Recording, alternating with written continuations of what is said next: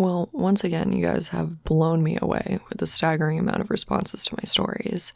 Since I can't respond to each of you individually, I'm just going to address some common questions before I move on to any new ones. I'm not really comfortable talking about exactly where I work, unfortunately. Realistically, some of the things I've mentioned could get me in a lot of trouble, or even fired, so it's best if I don't discuss them too much. I will say that I'm in the United States, and in an area with a great deal of wilderness. We're talking hundreds of miles of thick forest, with a mountain range and a few lakes.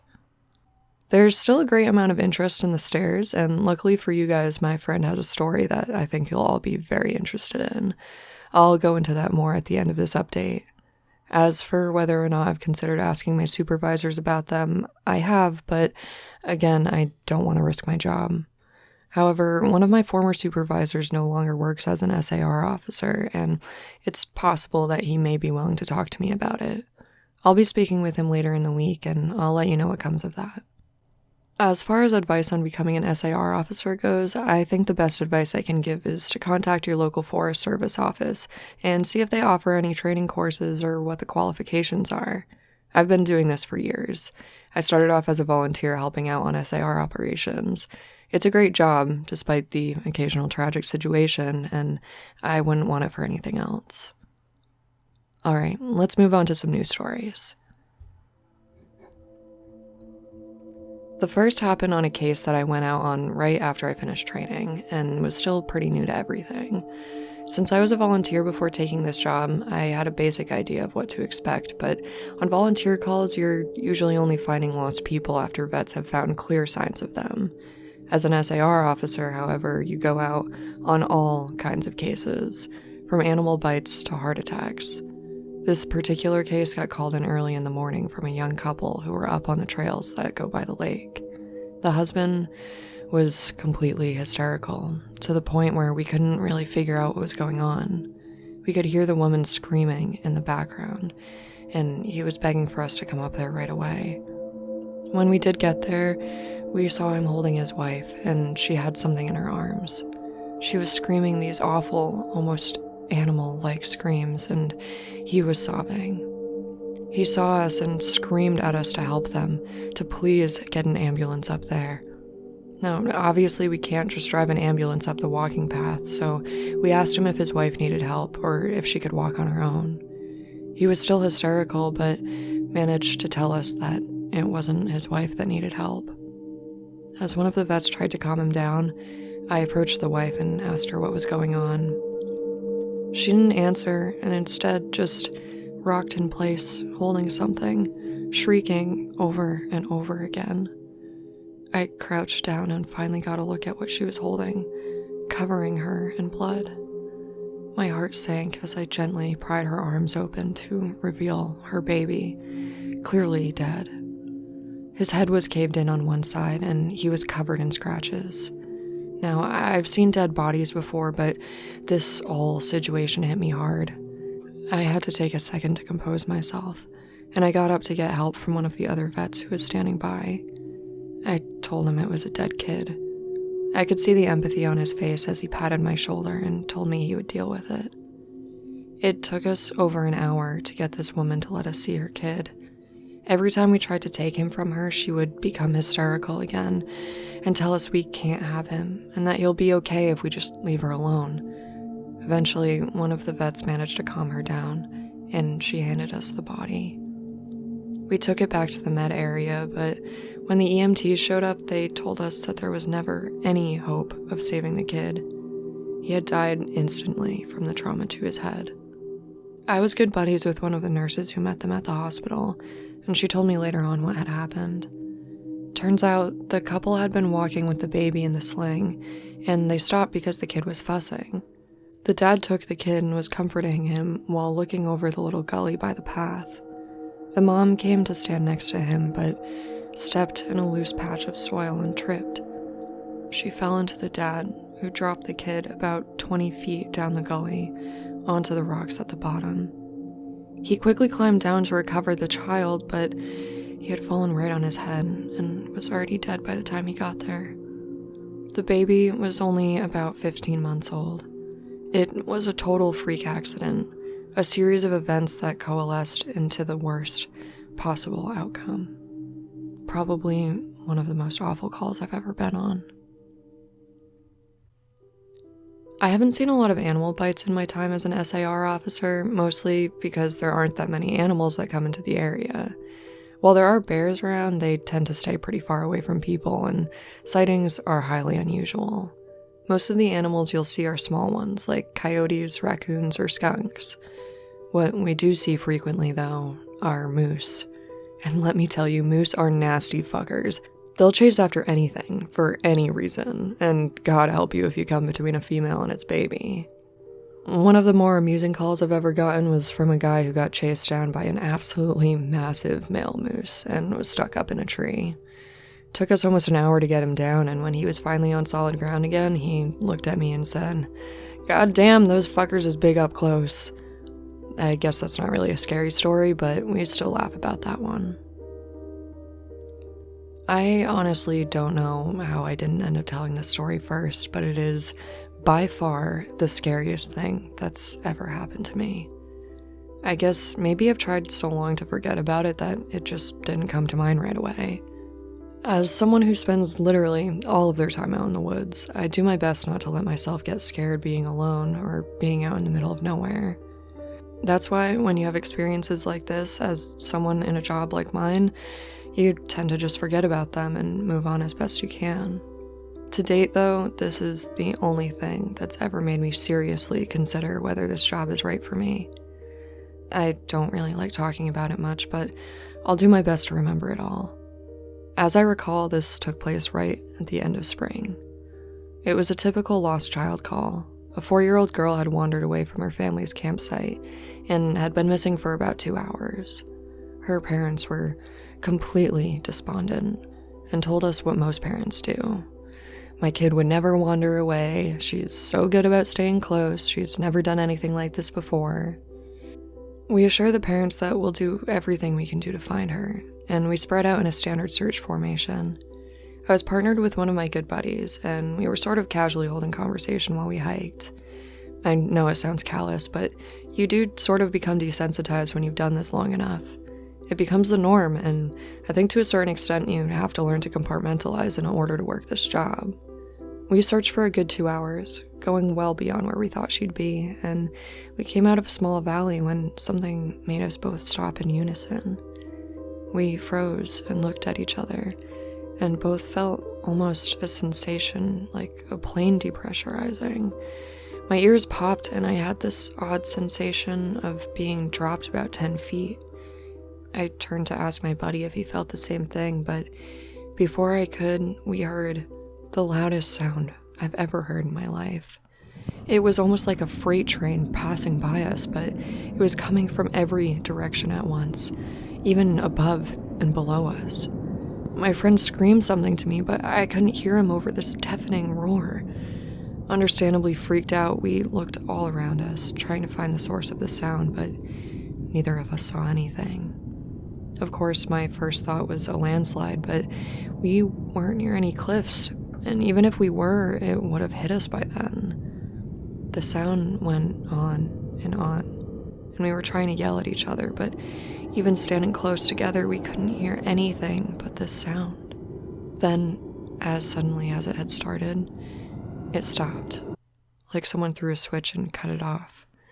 We stood there for a second, perfectly still, and slowly the normal sounds of the woods came back. My buddy turned to me and asked what the fuck just happened, but I just kind of shrugged, and we stood there looking at each other for a minute. I got on the radio to ask if anyone else had just heard the end of the fucking world, but no one else had heard it, even though we were all within shouting distance of each other. My buddy and I still had work to do, so we shrugged it off and continued on. About an hour later, we all checked up on the radios, and no one had found the little girl yet.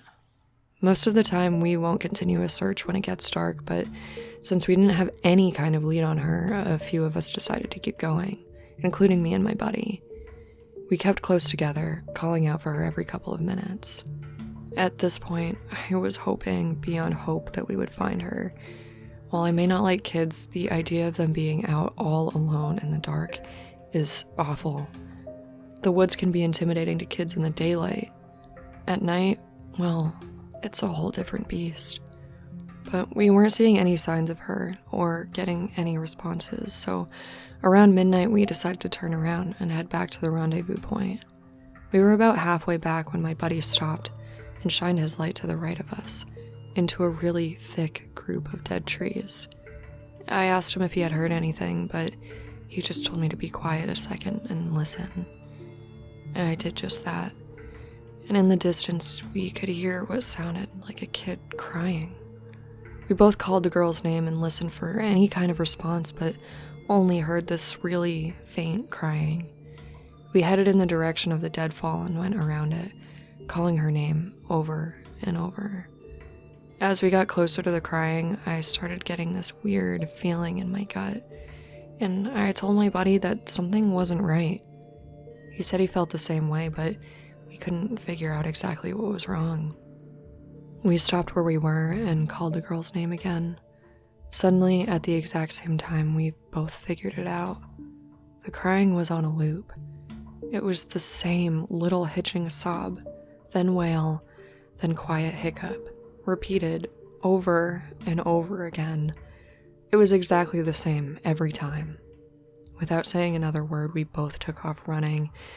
It was the only time I've ever lost my composure like that, but something about it was so incredibly wrong, and neither of us wanted to stay out there anymore.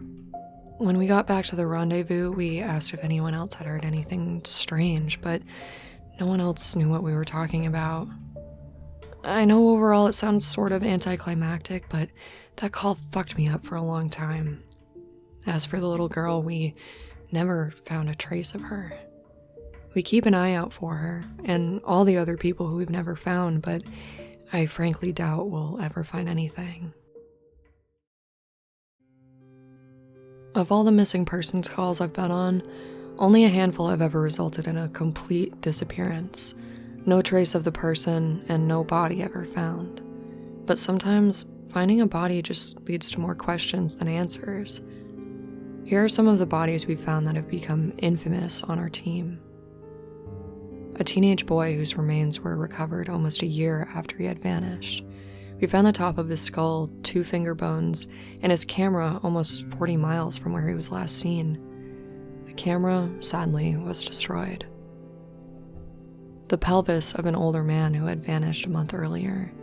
That was all we found of him.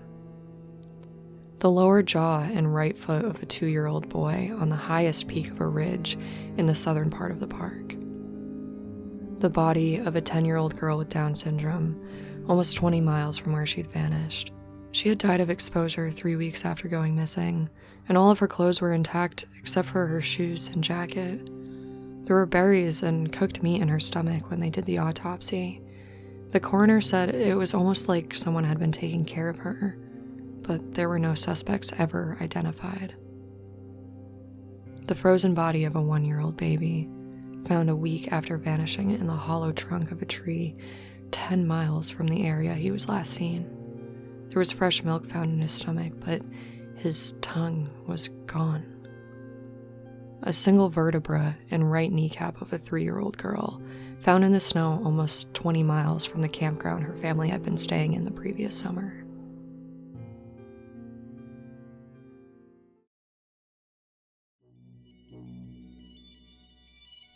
Now, on to a couple of the stories my friend told me.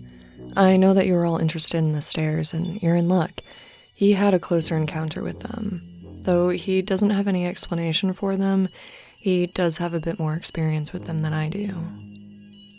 My buddy had been an SAR officer for about 7 years at the time. He started when he was a junior in college, and he had a very similar experience to me when he first encountered the stairs. His trainer told him almost the same thing that mine did, which was to never go near, touch, or ascend them. For the first year, he did just that, but apparently his curiosity got the better of him, and on one call, he broke away from the line to go and check out a set of them. He said they were about 10 miles from the path where a teenage girl had vanished, and the dogs were following a scent. He was on his own, lagging behind the main group, when he saw a set of stairs off to his left. They looked like they were from a new house. The carpeting was pristine and white. He said that as he got closer, he didn't feel any different or hear any weird noises. He was expecting something to happen, like bleeding from his ears or collapsing, but he got right up next to them and didn't feel anything. The only thing he said was odd was that there was absolutely no debris on the steps. No dirt, leaves, dust, anything. And there didn't appear to be any signs of animal or insect activity in the immediate area, which was strange. It was less like things were avoiding them and more like they just happened to be in a relatively barren part of the forest. He touched the stairs and didn't feel anything except that sort of sticky feeling you get from new carpet. Making sure his radio was on, he slowly climbed the stairs. He said it was terrifying, because the way they'd been stigmatized, he wasn't really sure what was going to happen to him. Looking back, he jokes that half of him expected to be teleported into some other dimension, and the other half was watching for a UFO to come swooping down. But he got to the top with little event, and he stood there, looking around. The longer he stood on the top step, though, the more he felt like he was doing something very, very wrong. He described it as the feeling you'd get if you were in a part of a government building you had no business being in, as if someone was going to come arrest you or shoot you in the back of the head at any second. He tried to brush it off, but the feeling got stronger and stronger. That's when he realized he couldn't hear anything anymore. The sounds of the forest were gone. He couldn't even hear his own breathing. It was like some kind of weird, awful tinnitus, but more oppressive. He climbed back down and rejoined the search and didn't mention what he had done. The weirdest part came later. His trainer was waiting back at the welcome center after the search ended for the day, and he cornered my buddy before he could leave. He said his trainer had this look of intense anger, so he asked him what was wrong. "You went up them, didn't you?" My buddy said it wasn't phrased as a question. He asked how his trainer knew, and he just shook his head. "Because we didn't find her. The dogs lost her scent." My buddy was confused and asked what that had to do with anything. The trainer asked how long he'd been on the stairs, and he told him no more than a minute. The trainer gave him this really awful, almost dead-eyed look and told him that if he ever went up another set of stairs again, he'd be fired. Immediately. The trainer walked away, and I guess he's never answered any of the questions my friend has asked him about it since. This friend of mine has been involved in a lot of missing person cases where there was never a trace of them found.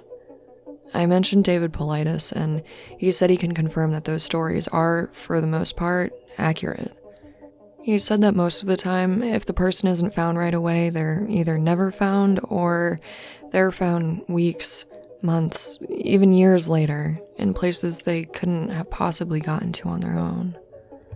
One story he told me that really stood out involved a 5-year-old boy with a severe mental disability. The little boy vanished from a picnic area in the late fall. In addition to the mental disability, he was also physically handicapped, and his parents explained over and over that he simply could not have vanished. It was impossible. Someone had to have taken him. He said they searched for this kid for weeks, going miles out of the accepted range, but it was like he had never been there. The dogs couldn't pick up his scent anywhere, not even in the picnic area where he'd apparently vanished from. Suspicion fell on the parents, but it was pretty clear that they were devastated and hadn't done anything sinister to their kid. The search was concluded about a month later, and my buddy said everyone had pretty much forgotten it by late winter. He was out on a training op in the snow on one of the higher peaks when he came across something in the snow.